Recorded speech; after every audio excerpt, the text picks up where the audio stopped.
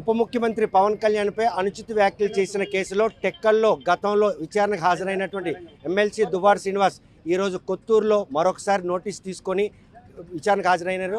గంటన్నర ముందే ఈ పోలీస్ స్టేషన్కి వచ్చిన ఆయన ప్రస్తుతం విచారణ ఎదుర్కొంటున్నారు. చూస్తే ప్రస్తుతం మాధురి మనతో ఉన్నారు. అసలు గతంలో కూడా విచారణకు హాజరయ్యడం జరిగింది 2 పర్యాయాలు. ఈరోజు కూడాను మళ్ళీ ఏడాదిన్నర తర్వాత ఈ నోటీస్ జారీ చేయడం వెనుకున్న ఉదాంతం ఏమనుకుంటున్నారు, ఈరోజు విచారణ పిల్లలు వెనుకున్నటువంటి ఆంతర్యం ఏమని భావిస్తున్నారు? గతంలో కూడా టెక్కల్లో హాజరయ్యారు, అక్కడ కూడా చాలా అలజడి నెలకొంది. ఇక్కడ కూడా చాలా మంది ఆయన విచారణ పిలిచారంటే ఇంతమంది వచ్చారు. ఏం చెప్పాలండి, అక్రమ అరెస్టులే కదా, అక్రమ నిర్బంధనలు, అక్రమ అరెస్టులు.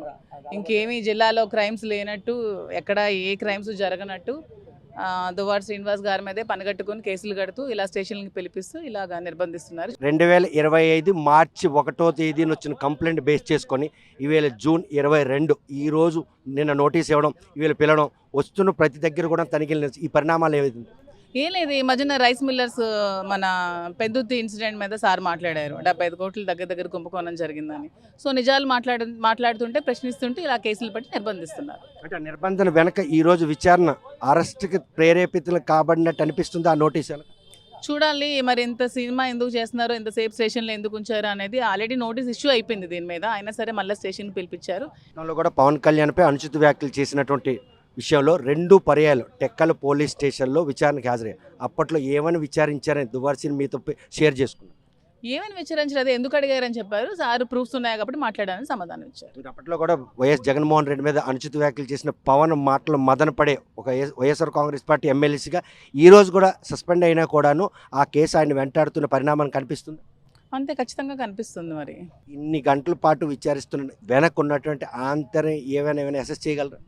మరి మీరే చెప్పాలి. 1 ఇయర్ బిఫోర్ పెట్టిన కేసుకి మళ్ళీ ఇప్పుడు పిలిపించారనేది మీరే అందరూ అర్థం చేసుకోవాలి. కానీ ప్రస్తుతం మాత్రం ఈ విచారణ వెనక ఏదో పెద్ద కుట్ర దాగుంది అన్నటువంటి సంకేతాలు అభిమానులందరినీ కూడాను భయాత్మకం గురిచేసి ఆయన పిలకపోయినా చాలామంది ఎక్కడ టెక్కలి ఎక్కడ కొత్తూరు ఇటువంటి హైపర్ సెన్సిటివ్ పోలీస్ స్టేషన్ కూడా రావడం వెనకున్నటువంటి వాళ్ళ అభిమానం వెనక 75 కోట్ల రూపాయల అవినీతి బాగోతాన్ని బయట పెట్టడం అన్నటువంటి అంశంగా పరిగణలు తీసుకుంటాం. 100% ఖచ్చితంగా అండి. దువ్వాడ శ్రీనివాస్ గారు ఎప్పుడు కూడా తన పదవిని నిరుపయోగం చేయలేదు. ఎక్కడ కూడా భూ కబ్జాలు కానీ, భూదందాలు కానీ, లంచాలు కానీ ఏవి అతని హిస్టరీలో లేవు. సో అతని మీద కేసు పడ్డానికి ఎక్కడ కూడా 1% కూడా దాఖలాలు లేవు. సో ఏమీ దొరక్క దిక్కుతోచక ఇలాంటి దిక్కుమాలిన కేసులు పెట్టి సోషల్ని పిలిపిస్తున్నారు. విజయపురంలో కూడా ఇంకొక కేసు నమోదైందంట, కంప్లైంట్ అయింది, కేసు నమోదైందంటే నిజమేనా? అదే ఇంకా తెలియదు మాకు. దాని నుంచి ఇంకా కాల్ కానీ నోటీస్ కానీ ఏమీ రాలేదు. అది కూడా ఎంతవరకు ఉంటుందో చూడాలి. ఏదైనా ఫేస్ చేయడానికి మేమైతే రెడీగా ఉన్నాం. మాకు సపోర్ట్ చేసే మా అభిమానులు కూడా చాలామంది ఉన్నారు.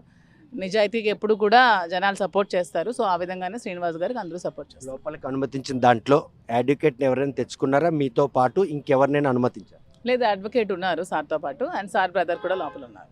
ఎస్పీ గారే నేరుగా వీడియో కాన్ఫరెన్స్లో దువ్వాడ సీని విచారిస్తుంది నిజమేనా? నాకు తెలియదండి, ఇంకా నేను లోపలికి వెళ్ళి చూడలేదు. మరి ఎవరు విచారిస్తున్నారనేది తెలియదు. నా ఇన్ఫర్మేషన్ ప్రకారం సిఏఏ స్టేట్మెంట్ రికార్డ్ చేస్తున్నారని తెలిసింది. ఇటువంటి స్టేట్మెంట్ గతంలో కూడా తీసుకున్నారు, అదే పవన్ కళ్యాణ్ ఆరోపణ. మరి ఈ రోజు కొత్తగా ఏం తీసుకుంటారని భావిస్తే కంప్లైంట్ క్రైటీరియా ఉంటాయి కొత్తగా తీసుకోవడానికి? అందరికీ తెలిసింది. 1 ఇయర్ బిఫోర్ తను ఇచ్చిన స్టేట్మెంట్ అందరికీ తెలిసింది. ప్రతిదీ 2 ఇయర్స్ అయిపోయింది. మళ్ళీ ఇంకేం స్టేట్మెంట్ తీసుకుంటారు? ఏముంటాయి? ఆయన జిల్లాలో ఏవి విపరీతంగా గంజాయి స్మగ్లింగ్ జరుగుతుంది. పిల్లలు యూత్ అంతా గంజాయికి అలవాటు పడిపోతున్నారు. చాలా దగ్గరలో క్రైమ్స్ జరుగుతున్నాయి, మర్డర్లు జరుగుతున్నాయి, ఆడపిల్లలు చాలా మంది రేపులు జరుగుతున్నాయి. ఇవన్నీ వదిలేసి ఇవే కేసులు ఉన్నట్టు ఎస్పీ గారు దీని మీద కాన్సన్ట్రేట్ చేయకుండా క్రైమ్ రేట్ తగ్గించుకుంటే చాలా మంచిది జిల్లాలో. ఏదైతే ఎమ్మెల్సీ దువ్వాడ శ్రీనివాస్ పవన్ కళ్యాణ్ పై చేసినటువంటి అనుచిత వ్యాఖ్యల పట్ల ఈరోజు గత 2025 మార్చి 1వ తేదీన జనసేన పార్టీ ఇన్ఛార్జ్ హిరమండలకు చెందిన ఆయన ఫిర్యాదు ఇవ్వగా 8వ తేదీన కేసు నమోదు చేశారు. అప్పటి నుండి ఇప్పటి వరకు దువ్వాడ సీనికి నోటీసులు ఇవ్వని పోలీసులు ఇప్పుడు నోటీసులు ఇవ్వడం వెనక ఉన్నటువంటి ఆంతర్యం ఏంటి? ఇటీవల ఏదైతే పీడిఎస్ రైస్ విషయంలో మళ్లింపు విషయంలో 75 కోట్ల రూపాయలు అవినీతికి పాల్పడ్డారు మంత్రి అచ్చెన్నాయుడుని చేసిన ఆరోపణల నేపథ్యంలో ఇలా నోటీసులు ఇష్యూ చేయడం వెనక మాత్రం ఏదో కుట్ర దాగుందన్నటువంటి అభిప్రాయాన్ని వ్యక్తం చేస్తున్నారు. మరి ఈ పోలీసు విచారణకు గంటన్నర ముందు వెళ్ళినటువంటి దువ్వాడసిని ఏం విచారిస్తున్నారు? టెక్కల్లో గతంలో ఇదే ఫిర్యాదు మీద 2 పర్యాలు విచారించినా కూడాను అక్కడ కూడా ఎటువంటి చర్యలు చేపట్టిన పోలీసులు ఈరోజు టెక్కల్లో పవన్ కళ్యాణ్పై అనుచిత వ్యాఖ్యలు చేశారన్న విషయంపై నోటీస్ జారీ చేయడం, కొద్ది రోజుల క్రితం అచ్చెన్నాయుడు మీద ఆరోపణలు, ఈ పరిణామాలన్నీ కూడా దువ్వాడ సీన్కి సంబంధించి అభిమానులందరూ కొంత కలవరపాటు గురిచేసి జిల్లా నలుమూల నుండి హైపర్ సెన్సిటివ్ పోలీస్ స్టేషన్గా చెప్పుకున్నటువంటి నక్సలి ప్రాబల్యత కొత్తూరు పోలీస్ స్టేషన్కి చేరుకున్నారు. ఆయన ఈ విచారణ నిమిత్తం అరెస్ట్ చేస్తారా అన్న వారికి భయం నెలకొనుంది. గంటన్నర క్రితం లోపల పోలీసులకు విచారణకి వెళ్ళినటువంటి దువ్వాడ సీన్ ఇప్పటి వరకు కూడా బయటికి రావడం కార్యకర్తలు అభిమానులు అందరూ కూడా ఆందోళన వ్యక్తం చేస్తున్నారు.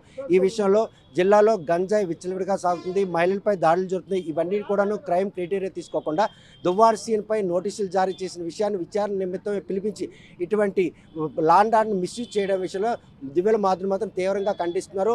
ఎట్టి పరిస్థితుల్లో కూడా ఇటువంటి చర్యలు కాకుండా లాండ్ ఆర్డర్పై ఉన్నటువంటి ప్రజల నమ్మకాన్ని నిలబెట్టేందుకు వారు చేస్తున్నటువంటి ప్రయత్నంలో భాగంగా అటువంటి గంజాయి అక్రమ రవాణా, అదే మహిళలపై దాడులు ఇవన్నిటిని కూడా చర్యలు చేపట్టకుండా కేవలం ఎమ్మెల్సీ దువ్వాడ సీన్ ఏదో తప్పు చేశారన్న ఉద్దేశంతో వారు 10 సార్లు నోటీసులు జారీ చేసి ఎప్పుడో జరిగినటువంటి ఫిర్యాదుకు ఈరోజు మళ్ళీ ఆయన విచారణ రమ్మడం, ఈ పరిణామాలన్నీ కూడాను దువ్వాడ సీన్ టార్గెట్ చేశారని ఆమె ఆరోపిస్తున్నారు. మరి పోలీసుల విచారణలో దువ్వాడ శ్రీనివాస్ని ఏం ప్రశ్నించారు, ఆయన పోలీసులకు ఏం సమాధానం చెప్పారు, ఆయన విచారణ నుండి బయటకు వస్తే తప్ప వాస్తవ పరిస్థితులు మాత్రం బాహ్య ప్రపంచానికి తెలిసే పరిస్థితి లేదనడంలో ఎటువంటి అత్యుక్తి లేదు.